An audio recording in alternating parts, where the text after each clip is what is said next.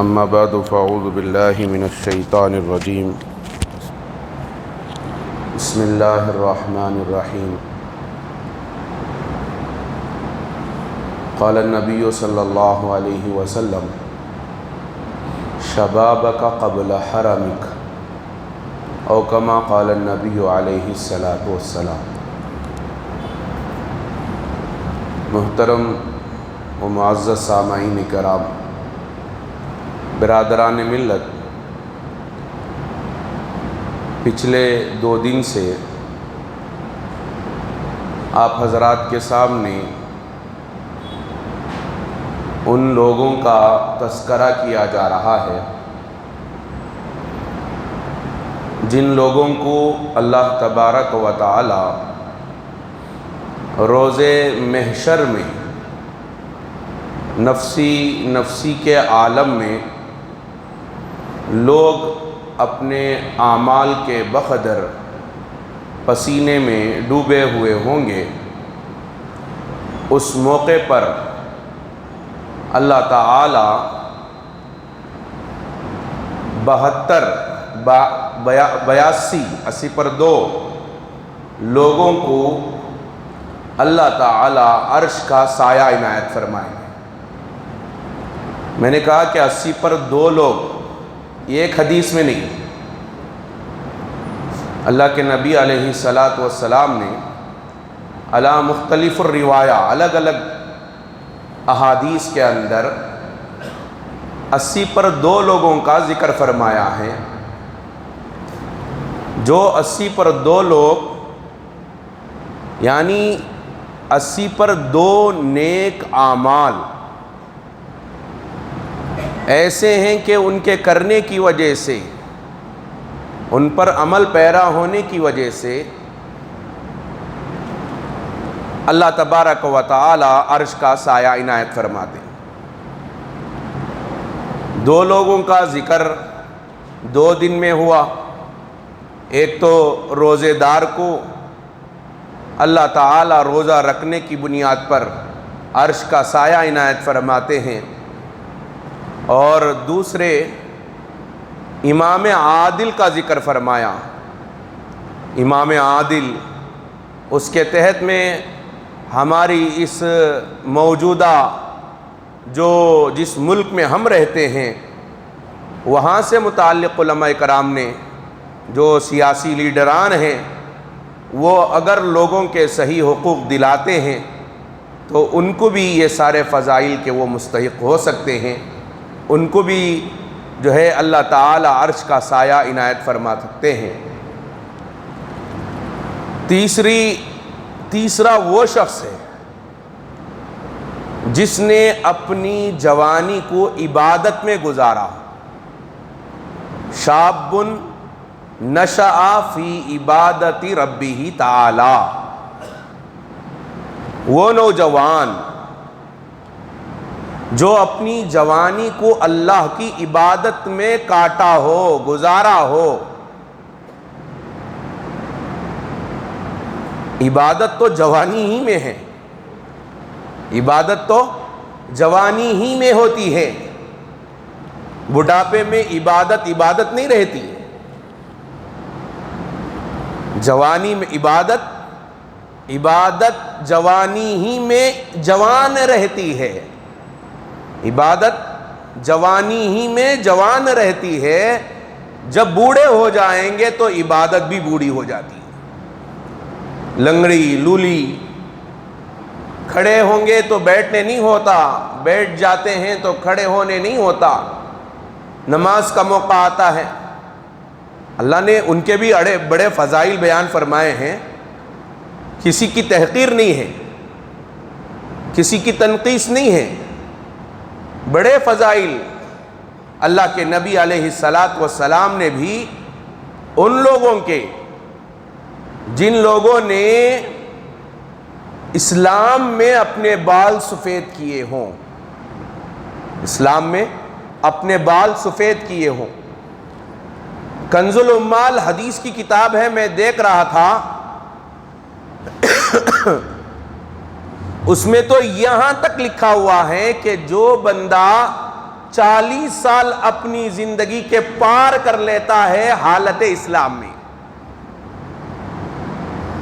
40 سال جو بندہ پار کر لیتا ہے اپنی زندگی میں حالت اسلام میں، اللہ تبارک و تعالیٰ کی یہاں سے برکتوں کا نزول ہونا شروع ہو جاتا ہے. فرشتوں کے ذریعے سے اس بندے کے حفاظت کے ذرائع شروع کر دیتے. 40 سال، 60 سال، 70 سال. ایک روایت میں آتا ہے کہ جب اس کی عمر کے 70 سال پر پہنچ جاتا ہے تو اللہ تبارک و تعالی فرماتے ہیں کہ اے فرشتوں، دیکھو میرا فلاں بندہ اتنی عمر کا ہوا ہے اور پھر بھی وہ میری عبادت میں لگا ہوا ہے اور مجھے شرم آتی ہے. یہ الگ عنوان ہے کہ جو بندے جوانی عبادت میں کاٹ کر بڑھاپے کی عمر تک پہنچ گئے ہیں ان کو اللہ تبارک و تعالی کیا مقام دیتا ہے.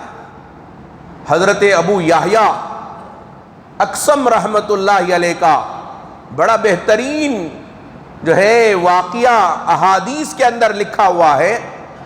انشاءاللہ کسی اور موقع سے یہ باتیں آپ کے سامنے لائی جائیں گی کہ اللہ جس بندے کے بال سفید ہو جاتے ہیں وہ بندہ اللہ کے دربار میں ہاتھ کو اٹھاتا ہے تو اللہ تبارک و تعالی اس کے ہاتھوں کو خالی لوٹانے سے شرماتے ہیں. اس کے ہاتھوں کو خالی لوٹانے سے شرماتے ہیں. لیکن آج کی اس مجلس میں مجھے یہ بتانی ہے کہ جوانی کی عمر میں جو عبادت ہوتی ہے وہ عبادت بھی جوان ہوتی ہے اور بڑھاپے میں تو عبادت بھی بوڑھی ہو جاتی ہے. ہم بھی دیکھ رہے ہیں، آپ بھی دیکھ رہے ہیں کہ جو ہے کھڑے ہوں گے تو بیٹھنے نہیں، بیٹھیں گے تو کھڑے ہوں گے نہیں. اب یہ جو ہے عبادت اسی لیے فرمایا کہ جوانی کی عبادت اللہ کو بہت زیادہ پسند ہے. بعض علماء نے تو فرمایا کہ بوڑھا آدمی ساری رات عبادت کرے اور جوان آدمی 2 رکعت نماز پڑھے تو اللہ کے نزدیک وہ 2 رکعت نماز بوڑھے کی پوری رات کی عبادت سے بہتر ہے. بعض علماء نے تو الگ الگ انداز سے بیان فرمایا ہے لیکن حقیقت میں تو یہی ہے. کیوں؟ اس لیے کہ جوانی میں عبادت کرنا انبیاء کا طریقہ ہے. جوانی میں عبادت کرنا انبیاء کا طریقہ ہے. انبیاء علیہم السلام جتنے بھی انبیاء آئے ہیں انہوں نے جوانی میں عبادت کی ہے. کوئی بوڑھا ہو کر عبادت نہیں کی. بوڑھا ہو کر کوئی نبی عبادت بوڑھے میں بھی کرتے تھے لیکن جوانی میں عبادت کرنا. حضرات علماء نے فرمایا ہے کہ جوانی میں حضرات انبیاء کا طریقہ ہے کہ جوانی میں عبادت کرنا. بوڑھا تو بھیڑیا بھی بڑھاپے میں پرہیزگار بن جاتا ہے. ویسے تو بھیڑیا بھی بڑھاپے میں پرہیزگار بن جاتا ہے. ہم میں سے بہت سارے نوجوان ایسے ہیں جو یہ سوچتے ہیں کہ ہماری عمر کا اور کچھ حصہ گزر جائے، کچھ وقت بیت جائے، ہم بعد میں عبادت کر لیں گے، بعد میں اللہ تعالیٰ کی اطاعت کر لیں گے، بعد میں رمضان کے روزے رکھ لیں گے، بعد میں ہم جو ہے اپنی زبان پر کنٹرول کر لیں گے، لگام لگا لیں گے. اب جوان ہیں، جھوٹ بولو، غیبتیں کرو، کسی کا مال ہے تو اسے دبا لو. اللہ معاف فرمائے. اگر یہ سوچ ہے تو یہ سوچ بڑی غلط سوچ ہے. ہماری جوانی اگر گناہوں کے ساتھ کٹی ہے، برائیوں کے ساتھ کٹی ہے، اللہ کی نافرمانی کے ساتھ کٹی ہے تو یاد رکھے اللہ تنبیہ الغافلین میں حضرت ابو اللہ سمرقندی رحمت اللہ علیہ نے لکھا ہے جو بندہ جوانی میں عبادت کرتا تھا، جوانی میں اللہ تعالیٰ کی اطاعت و فرمانبرداری کرتا تھا، جوانی میں وہ نبی اکرم صلی اللہ علیہ وسلم کے طریقے کے مطابق زندگی بسر کرتا تھا۔ اور یہ بات بھی ذہن میں رکھیں کہ صرف دین اس بات کا نام نہیں ہے کہ خالص نماز پڑھ لیں،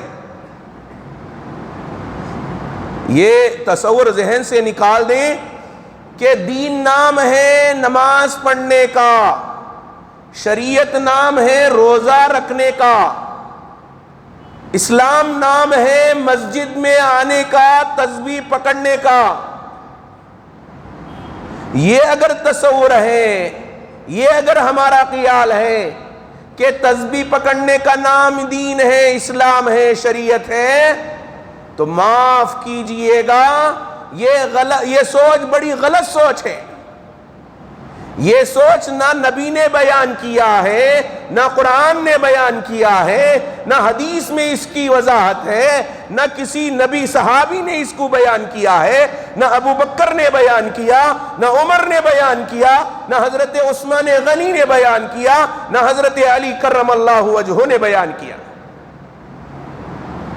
دین تو نبی علیہ السلام کی پوری زندگی کا نام ہے، آپ کے عادات اور اطوار کا نام ہے، آپ کے اخلاق اور کردار کا نام ہے۔ ہم اپنی زندگی کو نبی علیہ السلام کی زندگی پر ڈھالیں، یہ ڈھالنا ہی شریعت ہے، یہ ڈھالنا ہی اسلام ہے۔ اللہ کے نبی علیہ السلام نے جہاں مسجد میں جا کر نماز پڑھا ہے، وہیں اللہ کے نبی علیہ السلام نے مسجد نبوی اور مدینہ منورہ کے اندر نہ اپنے پڑوس کو تکلیف پہنچایا ہے، نہ اپنے بازو میں رہنے والے کسی پڑوسی کو نقصان پہنچایا، نہ ان کے میں سے کسی کی زمین کو دبایا ہے، نہ ان میں سے کسی کو گالی دی ہے، نہ ان میں سے کسی کو ستایا ہے۔ تو جیسے اللہ کے نبی نے مسجد نبوی میں نماز پڑھی تھی، ویسے مدینہ منورہ کے اندر کسی کو گالی نہیں دی۔ تو جیسے نماز پڑھنا دین ہے، ویسے گالی نہ دینا بھی دین ہے۔ جیسے اللہ کے نبی صلی اللہ علیہ وسلم نے رمضان کے روزے رکھے ہیں، ویسے کسی کی زمین نہ ہڑپنا بھی دین ہے۔ اچھے اخلاق سے پیش آنا، لوگوں کے ساتھ اچھا برتاؤ کرنا، راستے میں چلتے ہوئے راستے کے حقوق ادا کرنا۔ راستے کے بھی حقوق ہوتے ہیں۔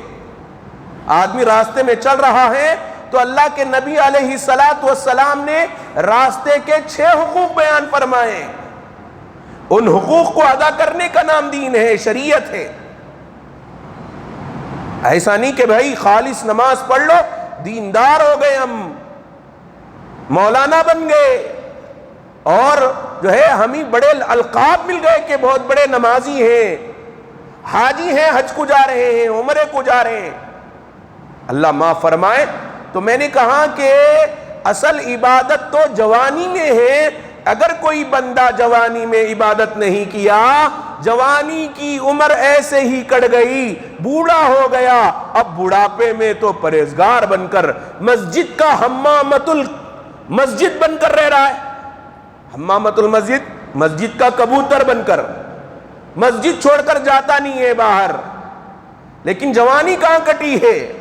جوانی گناہوں میں کٹی ہے، خواہشات میں کٹی ہے، اللہ کی نافرمانی میں کٹی ہے، اور پتہ نہیں کیسے کیسے زندگی کو کاٹ دیا، جوانی کو کاٹ دیا، لڑکیوں کے پیچھے، برائیوں میں، گندگی میں، غلاظتوں میں۔ تو یاد رکھیں کہ اب آ کر نماز پڑھنا چاہتا ہے، پڑھ نہیں سکتا، کھڑے ہو کر بیٹھ کر پڑھ رہا ہے۔ تو یہ بندہ، یہ بوڑھا اللہ کے نزدیک اتنا زیادہ محبوب نہیں ہے۔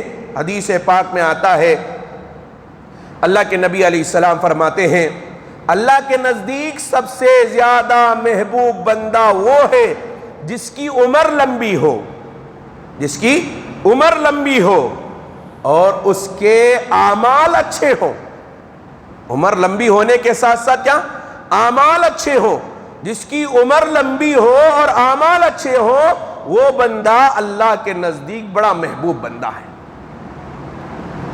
اور فرمایا کہ سب سے مبغوض بندہ اللہ تعالی کے نزدیک وہ بندہ ہے جس کی جو ہے عمر لمبی ہو لیکن اعمال خراب، اعمال برے ہو، اس کے عادات اور اطوار خراب ہو، تو وہ اللہ کے نزدیک بڑا مبغوض بندہ شمار کیا جاتا ہے۔ اللہ معاف فرمائے، فرمایا کہ اگر کوئی بندہ، کوئی جوان جوانی میں عبادت کرتے ہوئے بوڑھا ہو جاتا ہے، بڑھاپے کی عمر کو پہنچ جاتا ہے، اور بڑھاپے کی عمر میں وہ کھڑے ہو کر نماز پڑھنا چاہتا ہے لیکن پڑھ نہیں سکتا، رمضان کے روزے رکھنا چاہتا ہے لیکن روزے رکھ نہیں سکتا، لیکن جوانی میں اس نے خوب روزے رکھے، لیکن جوانی میں کھڑے ہو کر رات بھر کھڑے ہو کر نمازیں پڑھا کرتا تھا، اللہ کی اطاعت کرتا تھا، فرمانبرداری کرتا تھا، نبی علیہ السلام کی شریعت کے مطابق زندگی کرتا تھا۔ تو حضرت فقی ابو اللہ سمرقندی رحمت اللہ علیہ لکھتے ہیں کہ بڑھاپے میں اگر اس بندے کو اعمال کرنے کی سکت نہیں ہے تو بھی اللہ تبارک و تعالی فرشتوں سے کہتے ہیں کہ دیکھو میرے فلاں بندے کے نام اعمال میں ثواب باقاعدہ ویسے ہی لکھنا جیسے جوانی میں لکھا کرتے تھے، جیسے جوانی میں لکھا کرتے تھے۔ جوانی کی عمر بڑی جو ہے قیمتی عمر ہوتی ہے، اسے بچانا پڑتا ہے۔ حدیث پاک میں آتا ہے، اللہ کے نبی علیہ السلام فرماتے ہیں لا تزال خدمایا ابن آدم حتی یسأل عن خمس، کہ میدان محشر، قبر میں تو 3 سوال ہوں گے لیکن میدان محشر میں 5 سوال جب تک نہیں ہوں گے تب تک میدان محشر سے کوئی بندہ اپنی جگہ سے ہل نہیں سکتا، ہٹ نہیں سکتا۔ ان میں سے ایک فرمایا ان عمرہ فیما افنا وان شبابہ فیما ابلا، اللہ یہ پوچھیں گے کہ میں نے تجھے جوانی دی تھی، میں نے تجھے جوانی دی تھی، طاقت دی تھی، بولنے کی صلاحیت دی تھی، کھڑے ہونے کی جو ہے پوری قوت دی تھی، پکڑنے کی ہاتھ کے اندر جو ہے طاقت دی تھی، تو نے اس جوانی کو کہاں لگایا، کہاں اڑا دیا یہ جوانی؟ لڑکیوں کے پیچھے، عیاشی میں، مکاری میں، لوگوں کو دھوکہ دینے میں، برائیاں کرتے کرتے جواب دینا پڑے گا کہ ہم نے اپنی اس جوانی کو کہاں کھپایا، کہاں لٹا دیا۔ جو بندہ جتنا زیادہ محتاط ہوتا ہے اللہ کی یہاں سے اس بندے کی ایسی محافظت ہوتی ہے۔ حضرت حکیم ترمذی رحمت اللہ علیہ بڑے پائے کے بزرگ بھی گزرے ہیں، اور آپ نے سنا ہوگا ترمذی شریف صحاح ستہ حدیث کی مشہور کتاب، صحاح ستہ میں بخاری شریف اور مسلم شریف اور تیسرے نمبر پر ترمذی شریف۔ ترمذی شریف ہے، حضرت حکیم ترمذی رحمت اللہ علیہ فرماتے ہیں، حضرت حکیم ترمذی رحمت اللہ علیہ حکیم بھی تھے اور حدیث بھی لکھا کرتے تھے، حدیث کا درس بھی دیا کرتے تھے۔ اپنے مطب میں آپ کا چونکہ حکیم تھے، مطب میں بیٹھے ہوئے تھے، جوانی کا عالم تھا، بڑے خوبصورت تھے، جوانی کا عالم تھا، بڑے خوبصورت تھے۔ کہتے ہیں کہ ایک عورت حضرت حکیم ترمذی رحمت اللہ علیہ کی جوانی پر مر مٹنے والی بہت دنوں سے پیچھے پڑی ہوئی تھی۔ ایک مرتبہ مطب میں بیٹھے ہوئے تھے، وہ عورت سیدھے مطب میں آئی، جیسے ہی داخل ہوئی، داخل ہوتے ہی اپنے چہرے سے نقاب کو ہٹا دیا۔ اب وہ عورت بھی جوان تھی، خوبصورت تھی۔ کہتے ہیں کہ حضرت حکیم ترمذی رحمت اللہ علیہ سے کہنے لگی کہ بڑے دنوں سے تمنا تھی، آج یہ تمنا پوری ہوئی ہے، میں حاضر ہوں، جو کرنا چاہتے ہو کر لو، جو ضرورت پوری کرنا چاہتے ہو پوری کرو۔ حضرت حکیم ترمذی رحمت اللہ علیہ جوان تھے اور حکیم بھی تھے، لیکن قربان جائیں حضرت حکیم ترمذی رحمت اللہ علیہ کی جوانی پر، ان کی جوانی پر انہوں نے یہ حدیث لکھی اور حدیث کا اتنا بڑا مقام ملا مسلم شریف کے بعد اگر نام لیا جاتا ہے تو ترمذی شریف کا نام لیا جاتا ہے تیسرے نمبر پر، تیسرے درجے میں۔ وہ چپ کے ایسے ہی مقام مل گیا۔ کہتے ہیں کہ آپ بیٹھے بیٹھے جیسے ہی عورت کے چہرے پر نظر ڈگئی، حضرت حکیم ترمذی رحمت اللہ علیہ رونے لگے۔ اتنا رویا، کچھ نہیں کہا، اتنا رویا کہ وہ عورت خود شرمندہ ہو گئی اور شرمندہ ہو کر وہاں سے چلی گئی۔ چنانچہ حضرت حکیم ترمذی رحمت اللہ علیہ واقعہ بھول بھی گئے۔ اب عمر بڑھاپے کو پہنچی حضرت حکیم ترمذی رحمت اللہ علیہ کی، تو دل ہی دل میں خیال آ رہا تھا، دل میں خیال آ رہا تھا کہ اس وقت میں ایک عورت آئی تھی جبکہ میں جوان بھی تھا، اور سامنے سے جو عورت آئی تھی وہ اپنے آپ کو میرے سامنے پیش کر رہی تھی، اسباب بھی پورے تھے۔ فرماتے ہیں جوانی میں اللہ تبارک و تعالی جوانی کی جو عبادت اللہ کو پسند ہے، فرشتوں پر فخر محسوس کرتے ہیں۔ کیوں ہے؟ اس لیے کہ جوان جب نماز پڑھتا ہے، جوان جب روزہ رکھتا ہے، جوان جب دین پر چلتا ہے اور خواہشات سے بچتا ہے، تو اللہ تبارک و تعالی اس جوان بندے کی اس عبادت سے فرشتوں کے سامنے فخریہ طور پر کہتے ہیں، دیکھو دیکھو میرا فلاں بندہ، فلاں جوان میری جو ہے رضامندی کے خاطر، میرے حکم کے مطابق، میرے نبی کے طریقے کے مطابق اپنی خواہشات کو پامال کر کر میری اطاعت کو پوری کر رہا ہے، میری فرما برداری کر رہا ہے۔ تو فخریہ طور پر حضرات علماء نے بیان فرمایا وہ اس وجہ سے کہ جوان جب جوان ہوتا ہے تو اس کے پاس اللہ تبارک و تعالی گناہوں کے اسباب بھی اتنے ہی زیادہ رکھتے ہیں، اس کے پاس گناہوں کے اسباب بھی ہیں، چاہے تو وہ آرام سے برائیاں کر سکتا ہے، گناہ کر سکتا ہے، نافرمانی کر سکتا ہے، خواہشات پر چل سکتا ہے، پیسوں کی فراوانی بھی ہوتی ہے، طاقت اور قوت بھی ہوتی ہے، یہ سب کچھ ہونے کے باوجود وہ جبکہ اس کے سینے میں خواہشات کا سمندر ٹھاٹے مار رہا ہوتا ہے، لیکن اس کے باوجود وہ اپنی خواہشات کے ٹھاٹے مارتے ہوئے سمندر کو روند کر اللہ کی اطاعت کرتا ہے، فرما برداری کرتا ہے، تو اللہ تبارک و تعالیٰ کو یہ ادا پسند آتی ہے۔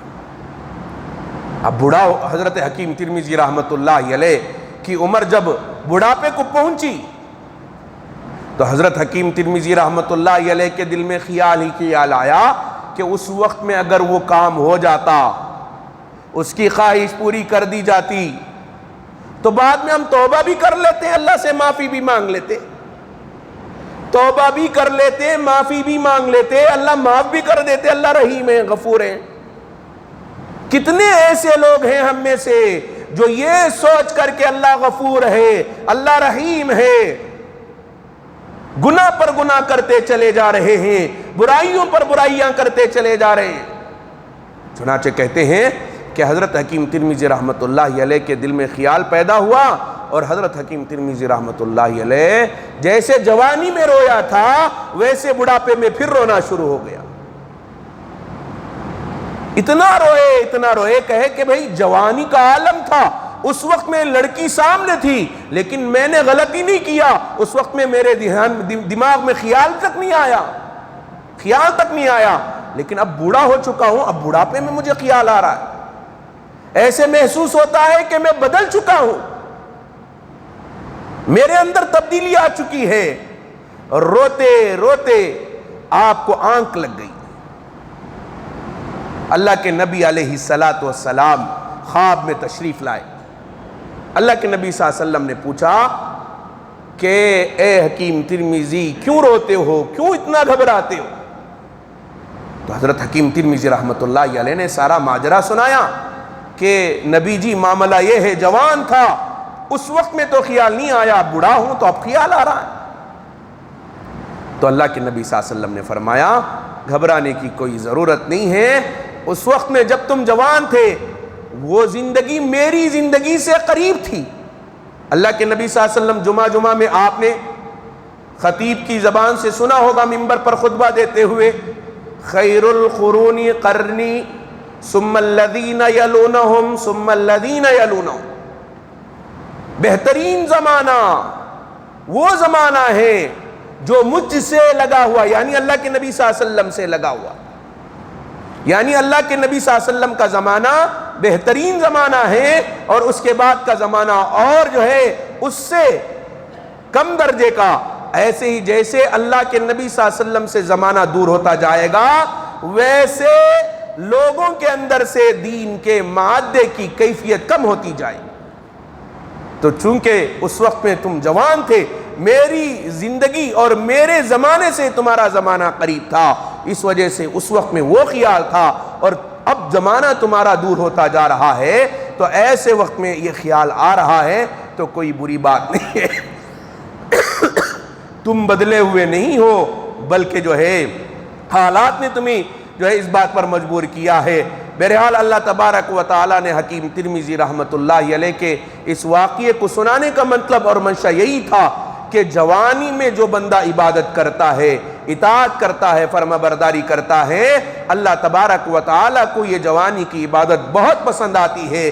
اس بنیاد پر اللہ تبارک و تعالیٰ عرش کا سایہ عنایت فرماتے ہیں اس وقت میں جب کہ اللہ کے سائے کے علاوہ کسی اور کا سایہ نہیں ہوگا، لوگ نفسی نفسی کے عالم میں بھٹک رہے ہوں گے، پھر جو ہے پریشان ہوں گے۔ اس وقت میں نوجوان جو اپنی نوجوانی کو عبادت میں گزارا ہو وہ عرش کے سائے میں رہے گا۔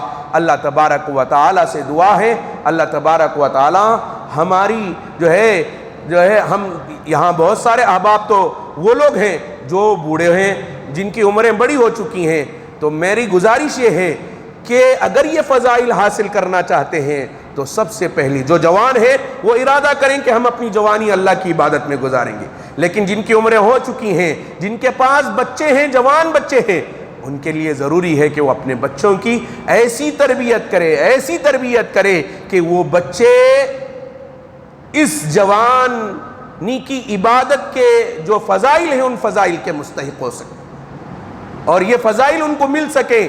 یہ ماں باپ کے ہاتھ میں ہے، ماں باپ اگر ان کی صحیح تربیت کریں گے تو یہ بچے جوان ہوں گے، جوانی عبادت میں گزاریں گے۔ اگر ماں باپ ان کی صحیح تربیت نہیں کریں گے تو یہ بچے ہمارے ہاتھ سے نکل جائیں گے۔ اگر آپ نے ان کی تربیت کر لی تو یہ بچے آپ کے مر کر جانے کے بعد بھی یہ جو کچھ عبادت کریں گے اس کا اجر آپ کو ملتا رہے گا، پہنچتا رہے گا۔ اللہ تعالیٰ سے دعا ہے اللہ تبارک و تعالیٰ ہم سب کو صحیح معنوں میں دین پر چلنے کی توفیق عطا فرمائے۔ آمین وآخر الدعوانا الحمدللہ رب العالمین۔ انشاءاللہ کل سے مسئلے کچھ آپ حضرات کے سامنے بتائے جائیں گے، 2 دن سے آگے پیچھے ہو رہا ہے، انشاءاللہ کل سے ضرور مسئلہ بتائیں گے۔